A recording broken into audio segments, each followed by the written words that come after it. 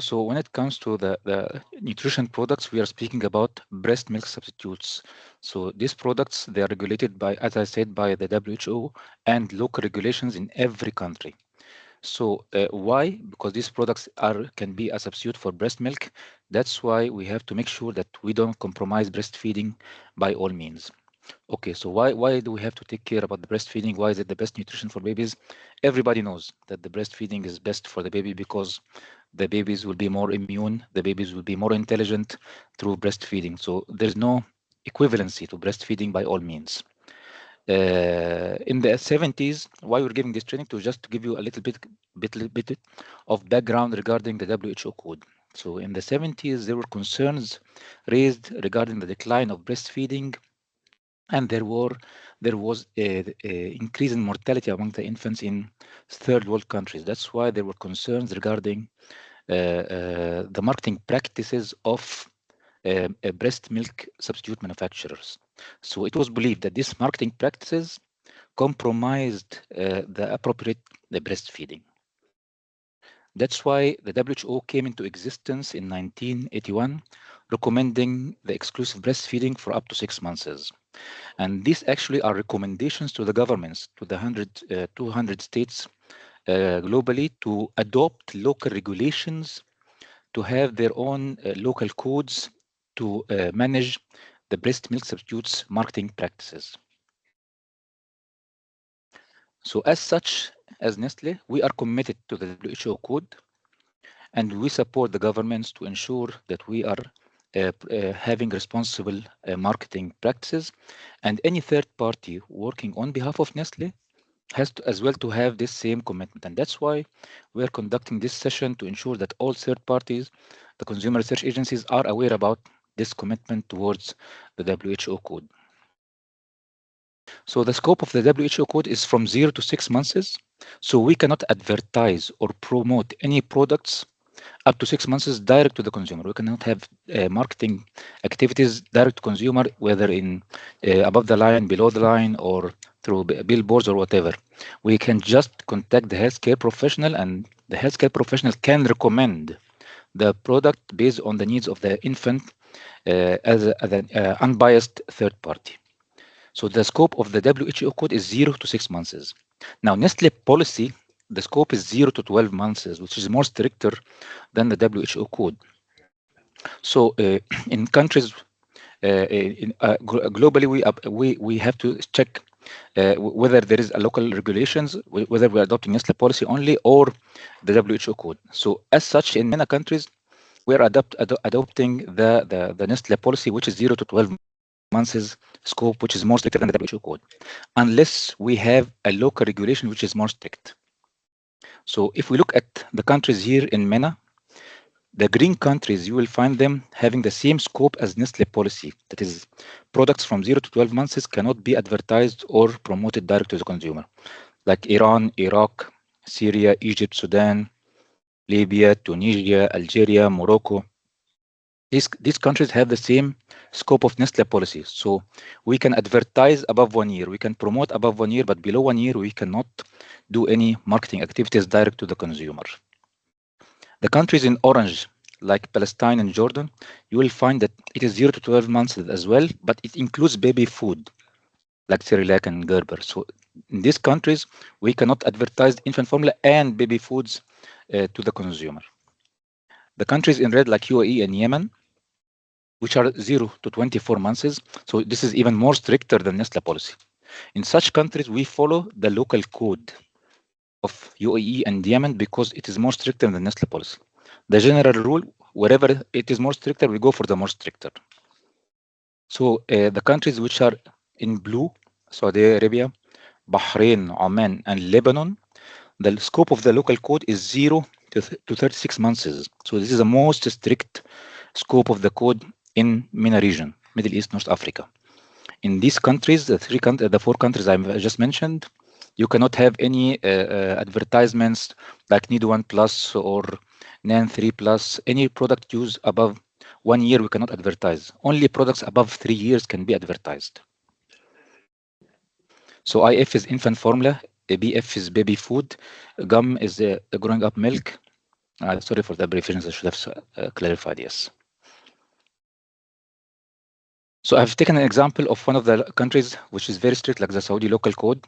It has put executive regulations clarifying the scope from 0 to 36 months. It includes everything, for example, like the infant formula, the follow-on formula from 6 months, even the devices like the breast milk pumps, the teats, everything is you cannot advertise or promote. Even the complementary food, like the Cerelac or Gerber, you cannot advertise or promote. The water even used to prepare the infant formula cannot be advertised.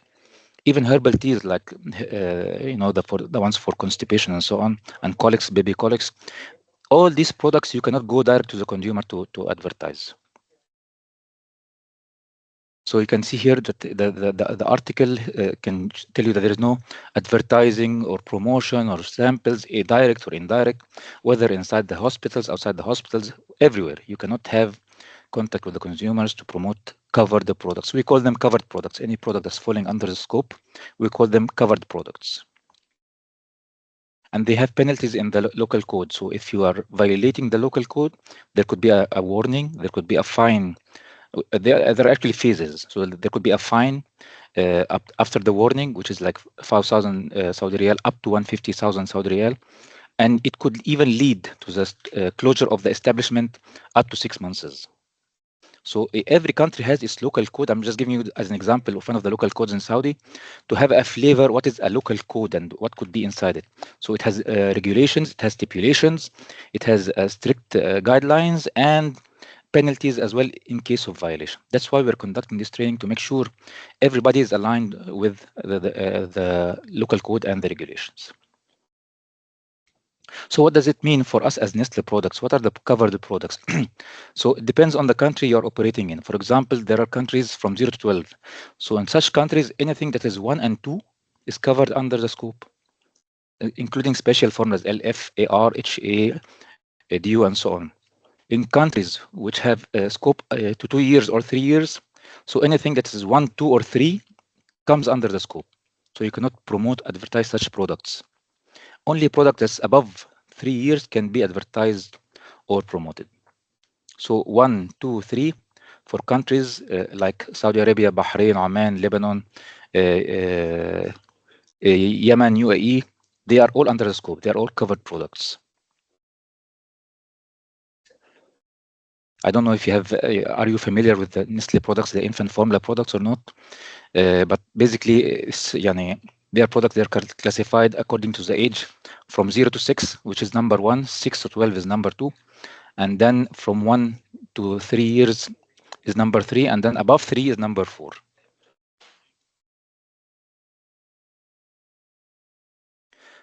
So as I told you, the purpose of this training is to ensure that we have clear understanding why we are conducting this consumer research. It is actually to protect our competitiveness. It's actually not to influence the parent's choice regarding choice of infant formula. So this is the primary purpose of having a consumer research to conduct some field work with the consumers. So when it comes now, we have spoken about the WHO code, and we have just given you a flavor of what is allowed, what is not allowed. Now we move to the ESOMARC guidelines, because these are also governing principles. We have to abide with them. So actually, of course, I presume that you know what is ESOMARC. That's the European Society for Opinion and Guidelines for Consumer Research as well. So basically, number 1, the research should not be designed and conducted so as not to influence the participants' choice of infant formula feeding versus breastfeeding. So there is no commercial influence. You shouldn't take with you, for example, samples of covered products, and then by any means you can promote or market these products. This should be very clear to everybody. Also, the consumer research must be taken via a credible third party, like, for example, you guys.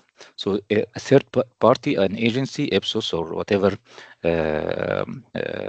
IQVIA, any agency should conduct the consumer research. We cannot, as Nestle employees, conduct the consumer research.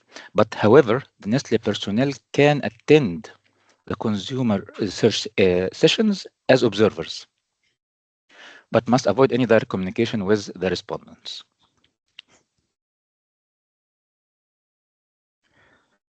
So the design of the consumer research should be a one-way channel of feedback from respondents to the final client via the confidential filter of the research agency. We cannot have direct contact with the respondents.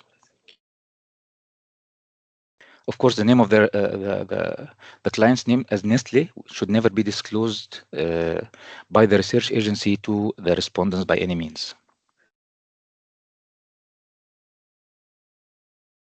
And as Nestle, we will not use or have access to the user information without their explicit consent.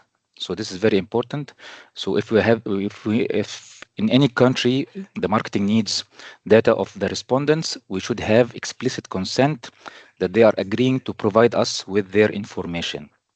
And as I said, there should be no sales approach to the respondent as a direct result of this of having access to this information. So as Nestle employees, we will not also use this data commercially. And of course, such studies cannot be conducted, that is in-home ethnographic directly by Nestle, and research co-creation with consumers and Nestle employees. So it should always be via the third party. So how do we make sure that we are addressing the right samples? So here it's very critical to understand the sample selection. So if we have users of covered products, like infant formula users, for example, it is fine to proceed with the consumer research without any restrictions. However, if the sample we are testing or we are interviewing are not infant formula users or not covered product users, here we have to ask, we have a second question: are you willing to start an infant formula or a gum as a second stage or not? So if the answer is yes, a positive response is yes, okay, then we can proceed. If no, then we have to terminate the interview immediately and we don't proceed with the consumer research. When it comes to the sample selection, okay, it's very crucial to identify the sample based on the usage of the infant formula or not. So if they are infant formula users or covered the product users, you can proceed with the consumer research without any restriction. But if they are not, we have to have a second question as a screening question. Are you willing to use cover the product or infant formula moving forward or no? If the answer is no, we terminate the interview. We cannot continue. Perhaps you can do this while doing the sample selection in the first place, yes, but we need to put it in the script to show that any reviewer or auditor that we have done this as a field work. So it's very important.